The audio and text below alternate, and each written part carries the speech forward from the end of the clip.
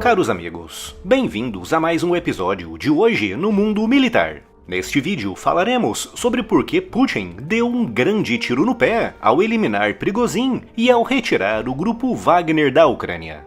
A invasão russa da Ucrânia pode ser dividida em 4 fases bem distintas. A primeira foi do início da invasão até julho de 2022, um período de 5 meses marcado por um forte e contundente avanço russo.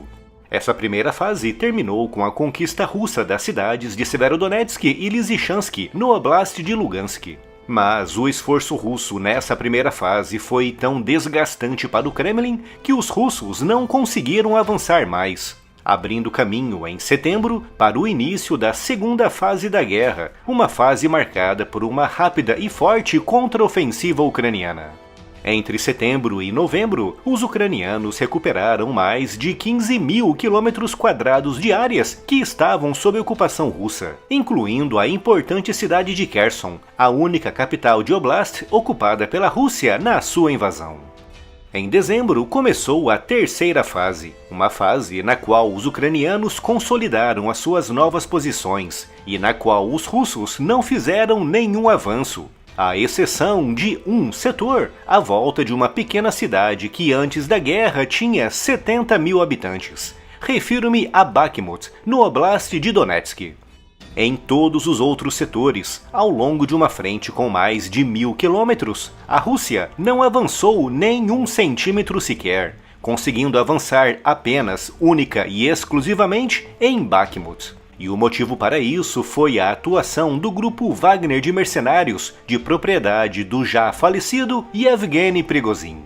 Para conseguir avançar naquele setor, Prigozhin empregou métodos pouco ou nada ortodoxos, usando, por exemplo, presidiários recrutados em prisões russas nos chamados ataques de ondas humanas, lançando milhares de presidiários com pouco treinamento militar contra as defesas ucranianas apenas com o propósito de desgastá-las, abrindo então caminho para o avanço dos seus mercenários profissionais. Essa técnica, obviamente reprovável em todos os sentidos, foi aquela que garantiu a única vitória russa na terceira fase da invasão da Ucrânia. Uma fase que terminou em junho com o início da ofensiva ucraniana, marcando o começo da quarta e atual fase da invasão russa.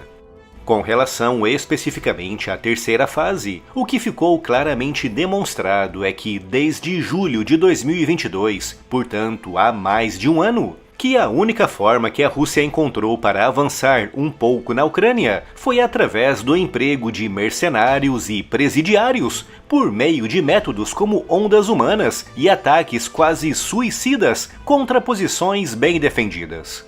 Através de métodos tradicionais, o último grande e importante avanço russo ocorreu em julho de 2022 em Lugansk. Dito isso, a retirada do grupo Wagner de mercenários da Ucrânia, que culminou com o assassinato de Prigozhin, um ato que provavelmente marcou o fim definitivo daquele grupo como unidade militar operacional, significa que, neste momento, os russos contam apenas com unidades regulares das suas forças armadas na Ucrânia, justamente aquelas unidades que, como demonstrei aqui, desde julho de 2022 não alcançaram nenhuma grande e importante vitória na Ucrânia. Prigozhin, através dos seus métodos bárbaros e reprováveis, conseguiu obter o único sucesso da Rússia naquela guerra em mais de um ano, o que mostra que Putin, ao eliminá-lo, eliminou a única unidade russa que até então ainda conseguia alcançar objetivos palpáveis naquela guerra.